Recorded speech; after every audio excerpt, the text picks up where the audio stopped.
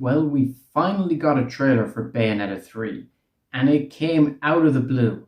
I was not expecting this. There were rumors saying we were going to get a trailer in July, but again, when it comes to insiders and people who leak things, normally these people are full of shit. I never really believe it, but in this case, it was true. We got another 3 minute trailer for the game, and we got our first proper look at the gameplay, some fresh new ideas on what the story can be. We got a fair amount. It is disappointing we didn't get this information in a direct, but we got it nonetheless in the end. Happy with that. As for the trailer itself, I have to say this was an improvement over the last trailer. If you remember my reaction from before, I was happy we got footage last September, but the trailer didn't impress me. I thought visually it looked rather bad. The gameplay just looked sluggish compared to Bayonetta 2. And at first glance of this trailer, I felt the same way. I was watching this on my phone and I thought the game looked rather textureless, smooth, the colors didn't pop, that sort of thing. But after watching on a bigger screen on my Switch, I have to say the lack of quality that I thought was there before isn't as bad as I thought. There are some issues, but I perhaps exaggerated the extent of the issues there. Overall, the trailer does look, when you see it properly on a big enough screen, it's not compressed.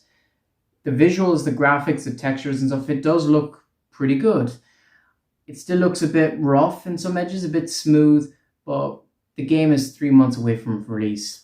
They're going to tidy that up. Of course they are. Some of it might not be, but a lot of it will get tidied up in the meantime. So I do have faith the game will look better next time we see it. Plus, this footage could have been taken from a few months ago. We don't know. It's definitely not going to look as good as Bayonetta 2, which is disappointing, but considering how spectacular and gorgeous that game looked. But for a Nintendo Switch game, I suppose it's alright. But yeah, as for the trailer itself, the content we got, I am still really confused on what is going on. I plan to do another video on the story in particular, but in regards to the trailer here, we get some ideas. We get confirmation that this does seem to be a multiverse in some regard. We have multiple Bayonettas, and I thought the red one was Jubileus at first, so I was very confused for a moment, but no, that is some version of Bayonetta. We have confirmation that the new enemies are called homunculi, which raised some eyebrows for me because that's the name of the boss enemies in Astral Chain. And we already saw some Astral Chain references in the last trailer, so are they doing a crossover? There's also an enemy at the end of the trailer that looks strikingly like the fusion legions from Astral Chain, so is this a crossover? Because we know they got the idea of the Demon Masquerade gameplay from the dual gameplay of Astral Chain. And we see Viola doing the sort of witch time attack with her sword, sort of a blade mode, which feels like a reference to Astral Chain, but also feels more like a reference to Metal Gear Rising, which feels rather appropriate given that game's current standing as a meme throughout this year. So I don't know, maybe Platinum did that as a nod. I don't think the game is crossing over with Astral Chain. Maybe it is, but I doubt it. It's possible they're leaning in that direction, but I'm inclined to think this is just references. The same way Astral Chain had references to Metal Gear with, Blade Wolf and the Blade Legion being essentially the exact same design and things like that. I think it's just a fun little reference. As for the new character, Viola, she's a new playable character, which surprised me at first, but then I remembered that was what was supposed to happen in Bayonetta 2. Bayonetta 2's plot was supposed to be split up, with half of it being played from Bayonetta's point of view and the other half from Baldur. So the idea of playing as another character who wields a melee weapon was there since Bayonetta 2, so I guess, Platinum are just fulfilling an idea they couldn't do before. I'll have to experience it to fully form an opinion on it, but so far I'm kind of on the fence about it. Not really a fan of her design. She's very just sort of generic. She doesn't look like an Umbran witch, like, at all. Her design doesn't match the aesthetic. But she's supposed to be modern, which just is dumb, but whatever. We can't really judge her yet. We don't know anything about her, so I'll let it slide for now. But I'm sure Platinum will make it work. They've had like 8 years to fully think about how implementing a second playable character could work. Bearing in mind, I think Rodon was supposed to be playable as well in Bayonetta 2, so I wonder, will that become something in Bayonetta 3? Like, will he become playable, or will they make another character playable as well? Food for thought. And saying that got me wondering about Tag Climax. Are they going to bring that back? Something tells me no, but we did see in the like ESRB listing that there's like in-game purchases and stuff, so I guess some sort of mode similar to that will be there. I hope it's there, but I have a feeling it won't be, to be honest. But, we'll see. We've still seen very little of the game, so maybe the next trailer confirms it.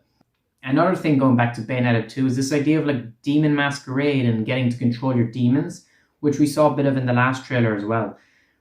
That was an idea that spawned from Bayonetta 2 as well, from that one scene where you could control Madame Butterfly when fighting Temperance in the fight against Baldur. I think that's what led to this. They wanted to fully expand upon that idea. So really, when you look at it, Bayonetta 3 is the fulfillment and execution of ideas they had for 2 that they just couldn't implement for whatever reason. I am excited for the game, having recently played both Bayonetta 1 and 2 again, having beaten all of the challenges in those games, beaten Baldur, beaten the Witch Trials. I haven't beaten Angel Slayer yet, and I don't know if I will, but everything else I've done, so I am more than prepared for this game. I am really excited about it. Lord knows I've been excited about it since 2017, or I guess 2018, because that's when I got a Switch. And it's just been so long. It's just been so long coming. It's been a long time. The waste between information has been ridiculous. I just want the game in my hands right now. But we only have 3 more months to wait, and then we can finally play Bayonetta 3. I think we'll definitely get 1 more trailer. I don't know if we'll get any more beyond that. Maybe 2.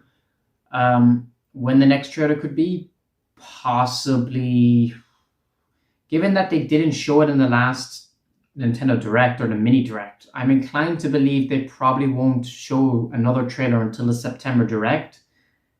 So maybe we only get 1 more, or maybe we get 1 more and it's the September Direct, and then we get a last one as a launch trailer. That's what I think will happen, but we'll see, who knows. But yeah, all in all, those are my thoughts so far on the Bayonetta 3 trailer. It looks interesting. I have some gripes about the visuals and the textures, but that's stuff that can be worked on in time, and I'm sure the game will probably look fantastic at the end. I'm just a very pessimistic person, that's all. And having waited 5 years in the game, I'm kind of worried that it won't live up to standard. But Bayonetta 2 is one of my favorite games, and that game is absolutely spectacular to play, so this game probably will be as well.